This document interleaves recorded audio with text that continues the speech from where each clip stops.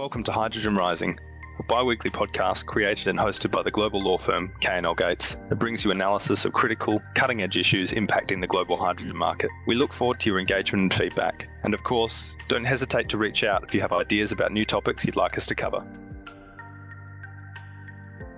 Hello, everybody, and welcome back to Hydrogen Rising. I'm Sandi Safro, and I'll be your host for today's episode, which is our very first in 2021. Before we jump in, on behalf of the K&L Gates team, we hope that you had a wonderful holiday season and a very happy New Year's celebration. Today's episode is going to air about a week before Inauguration Day in the United States, when President-elect Joe Biden and Vice President-elect Kamala Harris will be sworn in. As we'll talk more about in this episode, this change in administration holds the potential for policy and regulatory changes in the energy space that could also positively impact the growth of a hydrogen economy in the United States. To help us navigate our way through, I'm joined today by Laurie Purpuro. Laurie is a government affairs advisor in our Washington, D.C. policy group. And as is particularly relevant for our discussion today, Laurie focuses on energy and sustainability issues for clients. You may be interested to know that before joining K&L Gates, Laurie served as Senior Policy Advisor to the Secretary of the U.S. Department of Energy. She also has more than 10 years' experience on Capitol Hill, working for Senator Spence Abraham as Deputy Chief of Staff and as Legislative Director for Congressman Jim Saxton and Congressman Bob Davis. Also here with us today is a voice that I think will be familiar to our listeners. It's my Hydrogen Rising co-host, David Wochner. David, like me, came up as a quote-unquote molecule lawyer, focusing his practice on regulatory, commercial, and policy issues impacting the natural gas and LNG spaces. David also serves as one of the heads of our global policy practice and really truly practices at the intersection of policy and regulation here in Washington, D.C.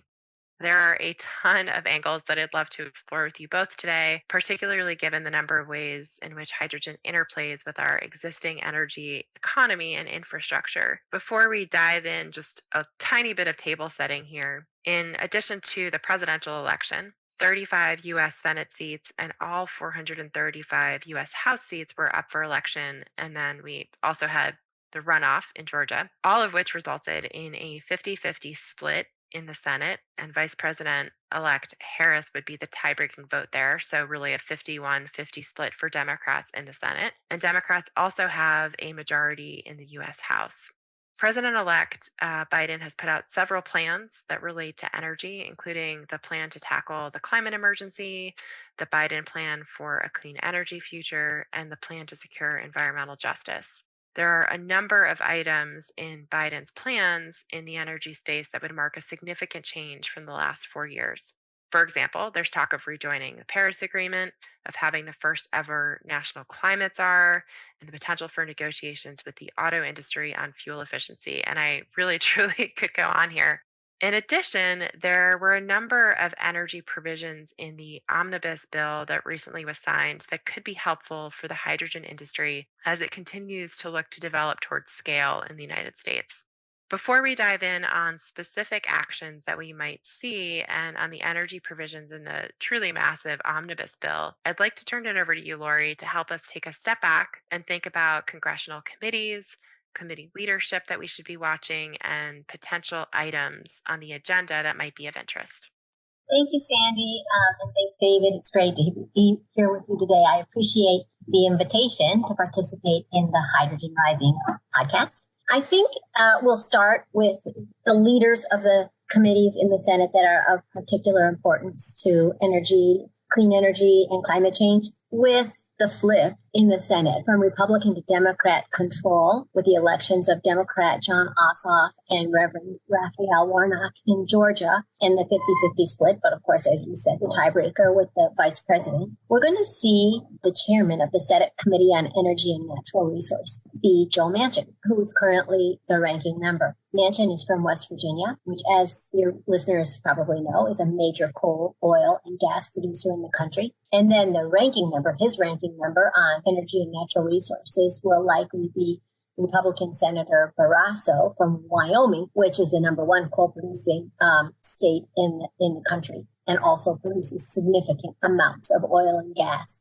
The Committee on Environment and Public Works will be chaired, we think, by Senator Tom Carper of Delaware, Democrat of Delaware, and the ranking member will be Shelley Moore Capito, who is a Republican, again, from West Virginia. There's a lot of discussion about the role that moderate Republicans will play, including Joe Manchin, in this Congress.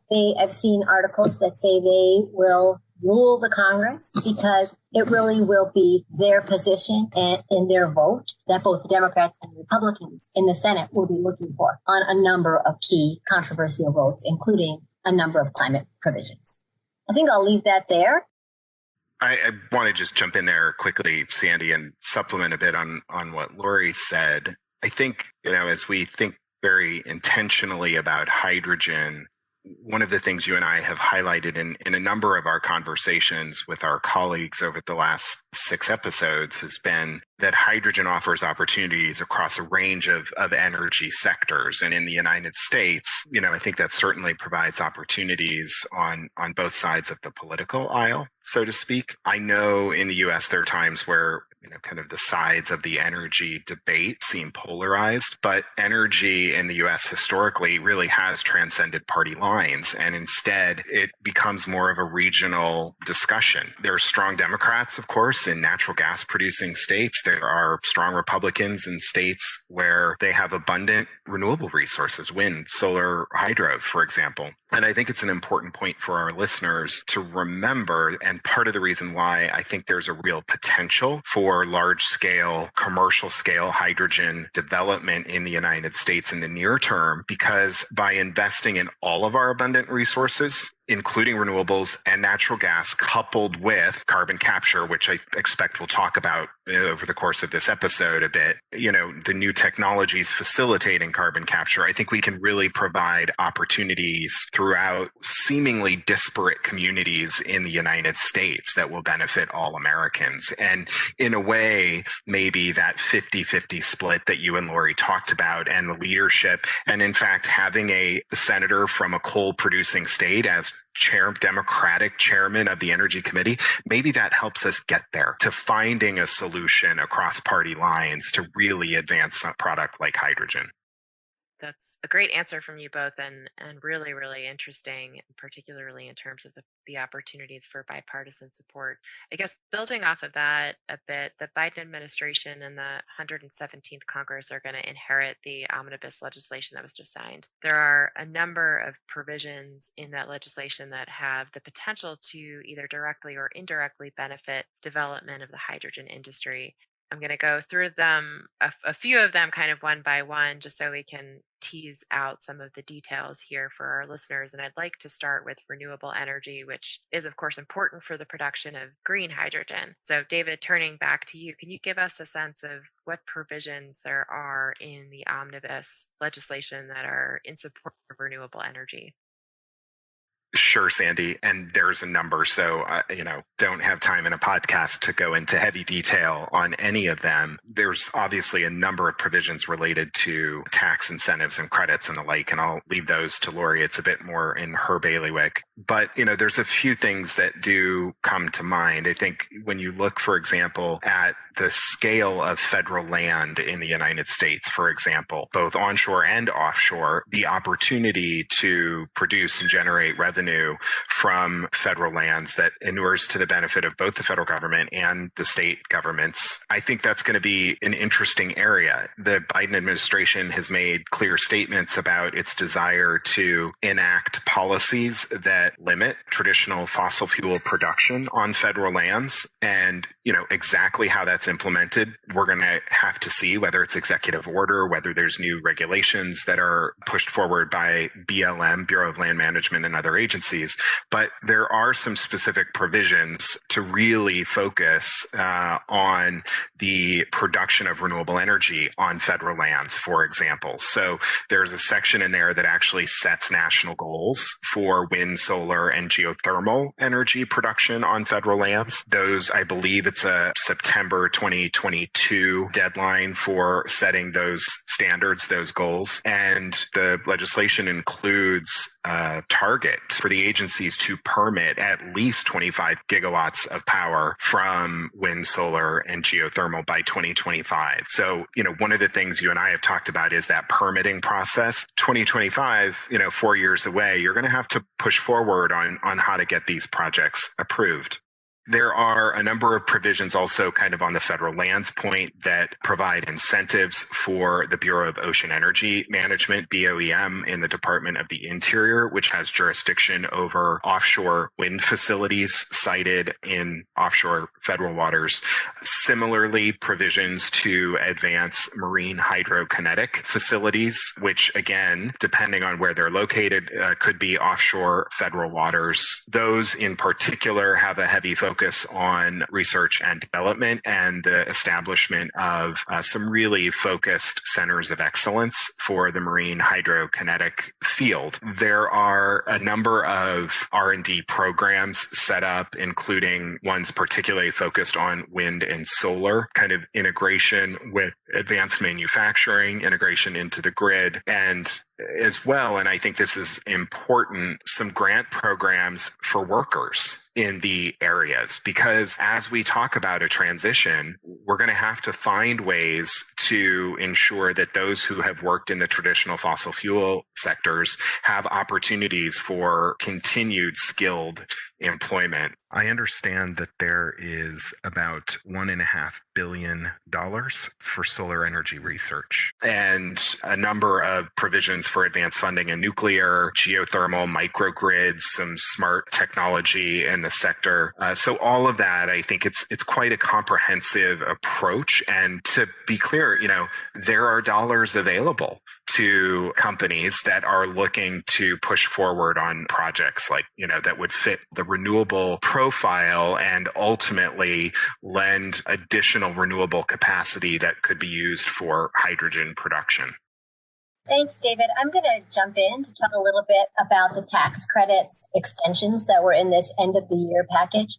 About a week before the whole package was released, we started hearing about tax extenders being included. And the support for these extenders really does go back to David's comments about renewables now being a bipartisan issue. And so soon we saw a list of tax extenders, including renewables tax extenders, that ultimately made it into this end of the year package. And I'm just going to outline a few of them for you at a very high level. The investment tax credit that is normally used for solar was extended at the 26% level for property that begins construction by the end of 2022, and then lower percentages the later deployment begins. A 30% investment tax credit for offshore wind was created for facilities that begin construction through 2025. This ITC for offshore wind would be used in lieu of the production tax credit, which normally is used for wind projects. But probably the ITC is more attractive to offshore wind because it requires so much capital on the front end.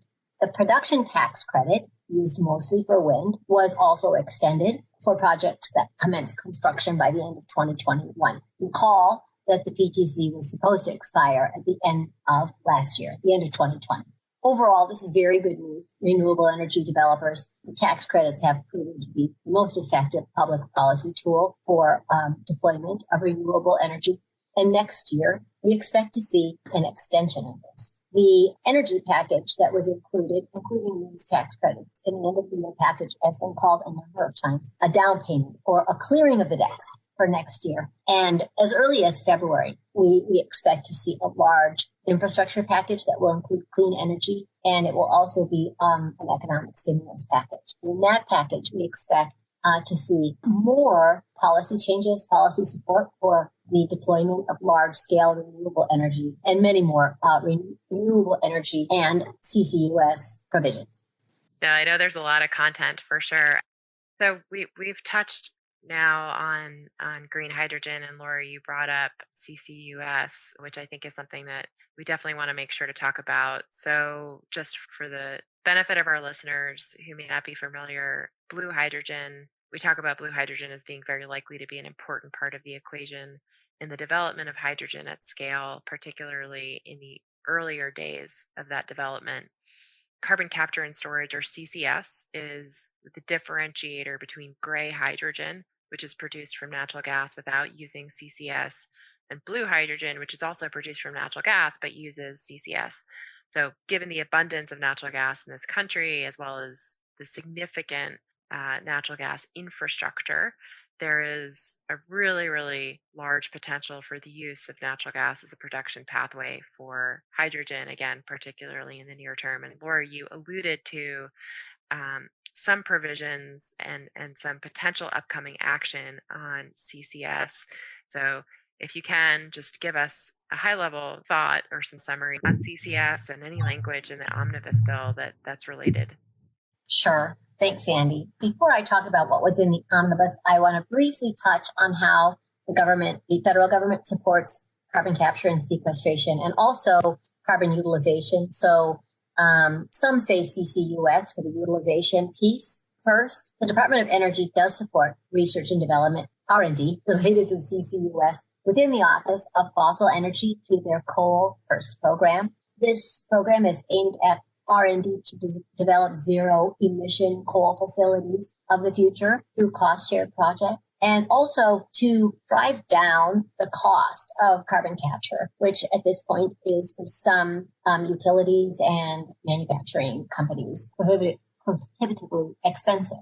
Shifting to the year-end package. The year-end package and the Energy Act of 2020, which was included, has a whole title devoted to carbon capture, utilization, and sequestration. There's increased funding for research and development.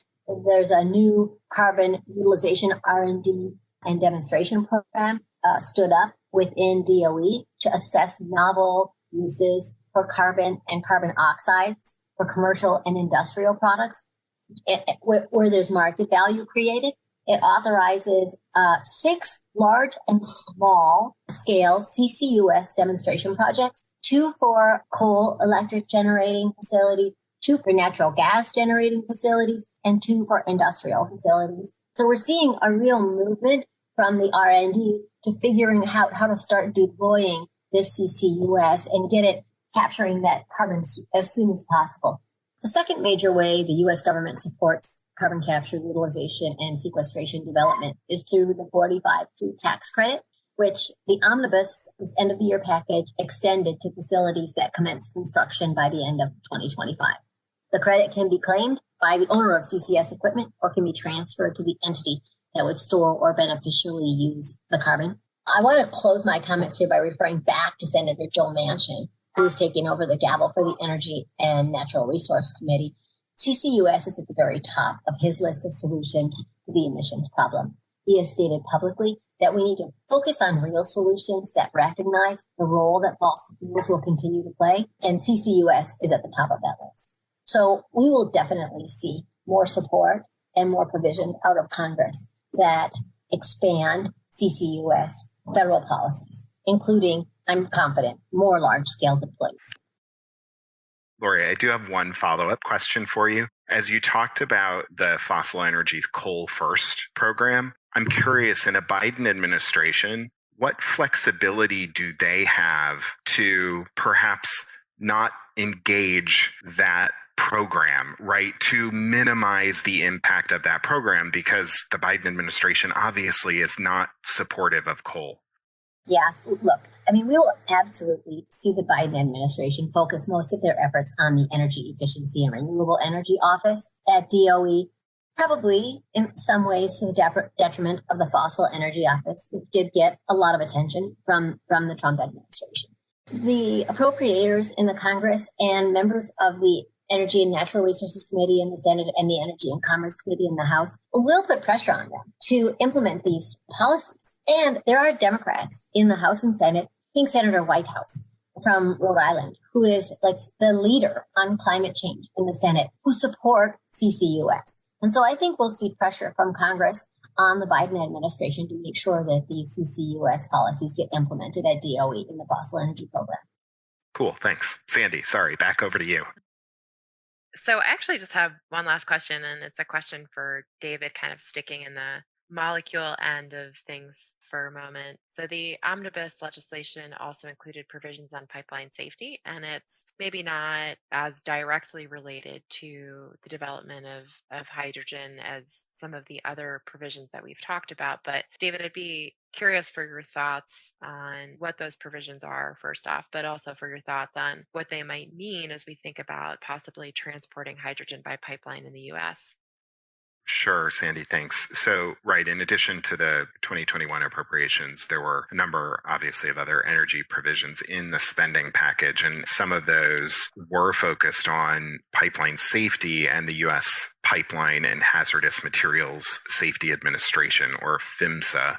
There are, there's a couple provisions in particular that are focused on pipeline safety, encouragement for the development of pilot programs, for example, at PHMSA to evaluate new technologies, innovative technologies, and practices to increase pipeline safety. There are, as is common in legislation, requests for studies to be conducted by the relevant agencies, in this case PHMSA, in order to examine new methods, for example, of testing. There's provisions related to leak detection and repair, and focused in particular on methane emissions, which is a huge issue and going to be one of the most significant issues in the climate efforts of the Biden administration. And I think that that's important. It's a focus on natural gas gathering lines, transportation lines, like larger diameter transportation lines. And I think that's going to be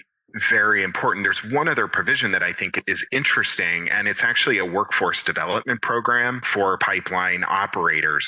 Again, kind of what I talked about before, that as we think about a transition, finding ways to help fund and transition workers in the space into other areas, I think is going to be important. In this case, PHMSA in particular has had a hard time kind of recruiting and retaining a workforce that is highly skilled and knowledgeable. And so even if we do transition to a much more substantial clean energy load within our overall energy load in the country, we still have all of the natural gas pipelines crisscrossing the United States. And so maintenance of those pipelines, whether they're still flowing the same volumes of natural gas or not, is going to be critical. And I guess that's kind of, to the second part of your question, the impact on hydrogen.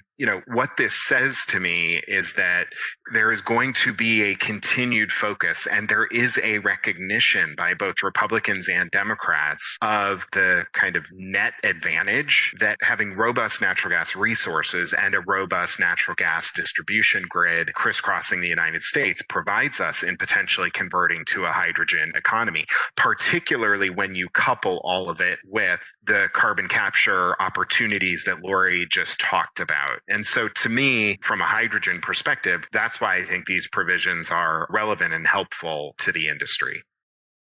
That's great. Thank you, David. And thank you both so much for joining me today. I think I'm going to leave it there because I'm sure we could sit and talk for much, much longer. There's so much interesting content to talk through as it pertains to what we might see on the horizon. Thanks, Sandy. Yeah. Thank you, Sandy. Thanks for our listeners for joining us today. As always, please check out the Hydrogen Handbook. It's a free resource available at klgates.com/hydrogen. The handbook covers legal, regulatory, commercial, and policy issues that we think the hydrogen industry will face. And it includes chapters on Australia, the European Union, Germany, Japan, the United Kingdom, and the United States. And I am excited to let you know that we are planning to release a chapter on France very shortly. If you have questions about any of the issues that we discussed today, please don't hesitate to reach out to any of us. And stay tuned for the next episode of Hydrogen Rising, which will be coming your way in just 2 weeks. Thanks, guys. Thank you for listening to this episode of Hydrogen Rising. Be sure to subscribe to receive timely notifications of future episodes, and check out our market-leading publication, the Hydrogen Handbook, on our website at www.klgates.com.